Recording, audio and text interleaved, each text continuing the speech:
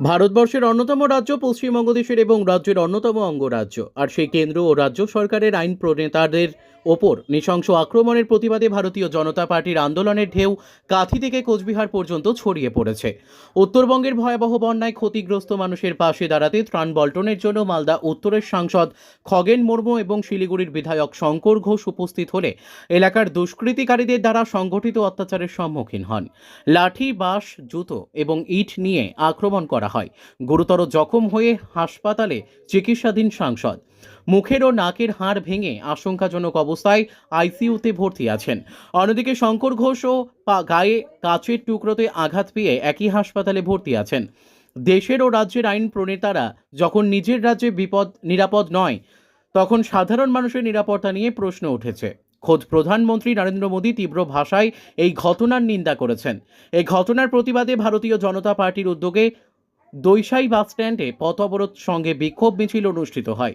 প্রায় 2 শতাধিক বিজেপি কার্যকর্তা উপস্থিত ছিলেন বিধায়িকা সুমিতা সিনহা, বিরোধী দলনেতা রাজশেখর মণ্ডল, জেলা সম্পাদক পবিত্র প্রধান, মণ্ডল সভাপতি শম্ভুরাম রানা, অনুপ পণ্ডা, বিপুলেশ ধারা, জেলা সদস্য পলাশ দাস, বিষ্ণুপদ মাইতি, কৌশিক ঘোষ, প্রশান্ত বারিক সহ প্রধান কামিনী খুটিয়া, শশাঙ্ক মাইতি, উপপ্রধান রাজারাম মাইতি, পঞ্চায়েত সমিতির সদস্যা কণিকা বর, শুভাশিস মাঝি, অজিতেশ শীত, নয়নগিরি ও অন্যান্য জনপ্রতিনিধি।